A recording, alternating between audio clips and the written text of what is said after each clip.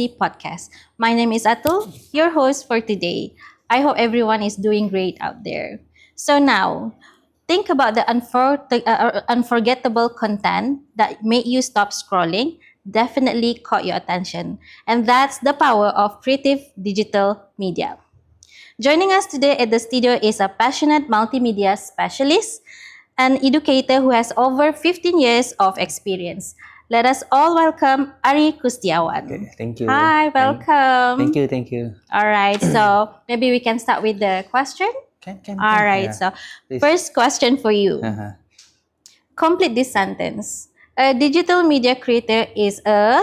Creative digital media creator is a creative individual that bring an ideas into reality. So these creative individuals you can see now is a lot of them. They use a different platform like from YouTube, Instagram, TikTok, okay, and then they bring their idea for people to enjoy. Okay, sometimes they use this platform to entertain, and then sometimes they use it to express themselves as well. So that's my opinion about digital media creator. Nice. All right, thank you. So next question is, what is one creative apps or software tools on your computer or phones that you literally cannot live without? Okay. So for this one, I think the most popular and useful design apps that everyone need to try is Canva. Okay,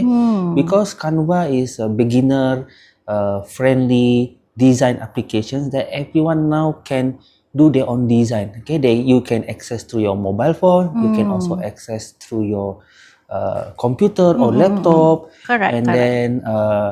then the user interface is very easy to learn. Okay, this is good Nice. for those who want to starting to learn a graphic design. Nice, nice. Even for us, those young, we are not into media, but whenever we want to design something, of course, we will look for Canva. Correct. All right. All right. So next question is, what feature does it have that is useful for your profession? For Canva, the most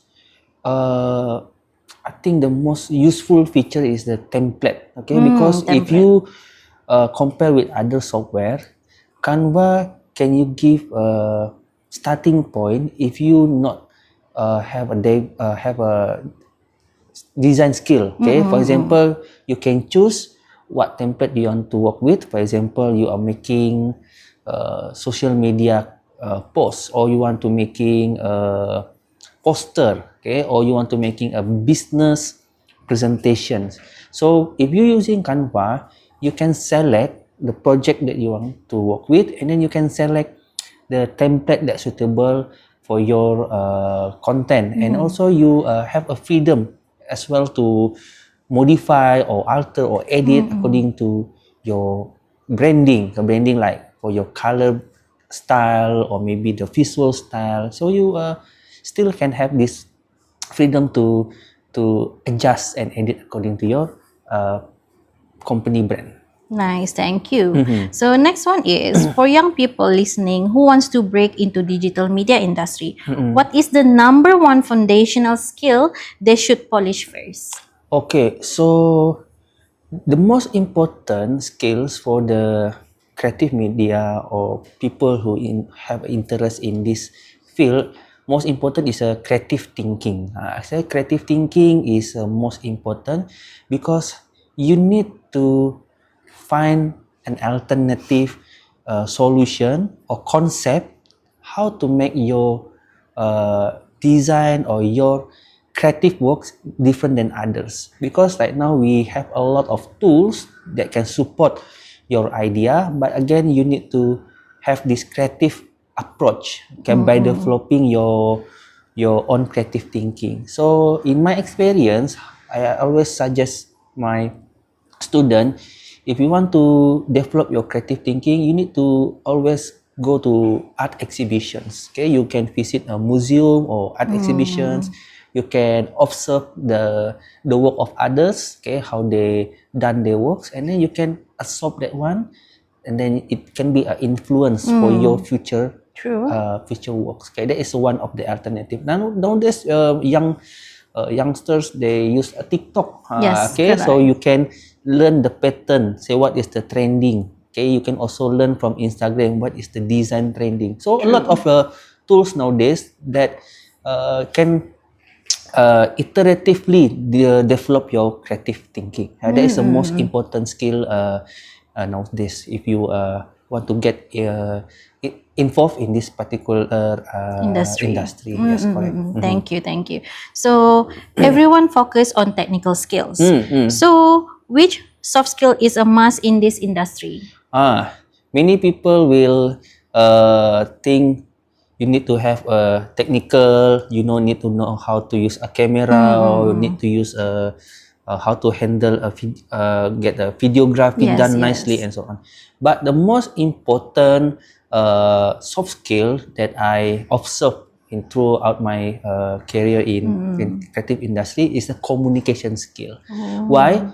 Because your idea is valuable, is very good, but some of them are lack to presenting that idea. That's why communication skill will make your idea more meaningful. Okay, so because when we working with the media, we communicate indirectly sometimes. Correct. Okay, through our graphic design, through our visual content, or maybe through a music as well. So this media indirectly you try to communicate with your audience. That's why communications, you need to know how to present that idea is most important. Okay, for if you are planning, okay, to make a content, so communication skill is the most important one. Nice. All right. Thank you. So next one, how important is visual storytelling compared to just knowing how to edit video or push button on a camera? Yeah, true. So visual storytelling is not only about how to make impressive editing, okay, or use a very amazing visual effects. Correct. Okay, so take an example, a lot of movie, okay, or maybe a content, very simple content, not much editing, but how they communicate the message beyond the visual, so the storytelling is much more impact. Storytelling is like a structure how you want to deliver. Okay, the message is a Yes. competent visual, so that is very important. All right, thank you. So, when someone is just starting out with zero or very minimal budget, especially for students who are listening to us today, so how can they build an impressive portfolio that stands out? Okay, so what I can suggest is you need to do your freelance project. Okay, so start building portfolio by doing, maybe you can approach your family member or your friends around you. You can start create a small poster, even you can create a small invitation design, maybe for birthday party, something like that. So slowly you build up this portfolio. Maybe you can start with free first, okay, and then slowly you can charge your client or your friends. So you can start from small project, and slowly the reputation will build time to time, and then you can approach bigger clients once you have a good portfolio with you. So that is how you start from zero. Oh, nice, nice. So, is it a portfolio is only a poster, or it can be a video also? Yeah. So for portfolio, for the starting, I can recommend, don't just focus with a small niche. You try to explore yourself in graphic design. You try to explore yourself in photography, videography. Okay, you can explore this area first until you find. I think you are more expert, or you are good in this particular area. So you just focus in that area. So for me, I like to suggest for the beginner, you explore many things first. Then after that, you can narrow your area that you want to focus in your project. Nice. Okay. So next one is feedback can be tough when you have put your heart into a project. So how do you handle creative criticism gracefully? Okay. So first thing first, as a if you working with a creative project, you need to have a growth mindset. Growth mindset meaning sometimes this constructive feedback is something that you not seen in your project when you're doing. Okay, so you need to take it as a lesson as well. So one skill that you need to also develop is the listening. Okay, listening. So you need to listen your client. Correct. So and then you need to also know how to justify, because sometimes the feedback is good, but sometimes the feedback is little bit maybe out of the context. So that's why back to the previous context, communication. So you need to know how to communicate well if you want to accept the feedback, how you want to reply. If you want to defend your project, so you need to know how to justify it well with your client as well. But it's a you need to see the balance first. Yeah, Sometimes in my experience, the feedback is reasonable, but sometimes there's a feedback is not reasonable as well. Very harsh also That's why lah. that's why sometimes you need to see this is a good feedback or you bad feedback. But if you think you need to adapt with the change, you need to adapt as well. Or learn from the feedback. Learn from the feedback as well. Yes, all right, thank you. Next one, what or which is the coolest trend in digital media right now that gets you super excited? Oh, I think most of the time that I observe is the use of the AI. Okay, now is a lot of nowadays. nowadays is AI is one of the tools that creative individuals now need to learn, because nowadays if you not using AI, now everyone is using AI, right? So for example, if you want to develop an idea, okay, so you can use AI as well, but not to replace you as a creative enthusiast lah, Yes. but you need to think it as an assistant. Okay, you can also brainstorm about the design layout. You can also brainstorm with AI to give you visualize your idea. Even I recommend one of my student as well.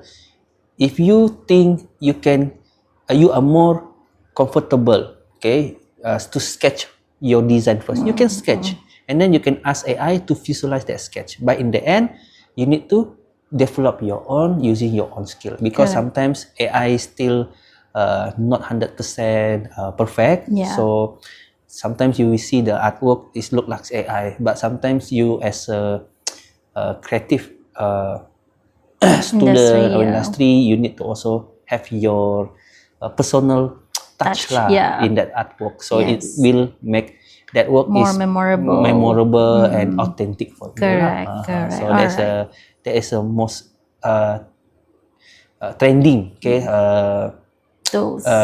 for nowadays lah. Yes, all right. So, how do you keep your content fresh and original when it feels like everything has already been done and used? Okay. So the way you want to make your content fresh, you need to use one of the skill is the lateral thinking. Lateral thinking is like how you want to produce work that different than others. I give you an example. Lateral thinking, like can I mention one of the brand here? Yeah, like yeah, for example, iPhone. Okay, so like a smartphone. Back then, a lot of the smartphone they try to remove the webcam, the cam in front of your smartphone. Right? So many brand they try to reduce the size of the cam, the size, and then how to remove this camera.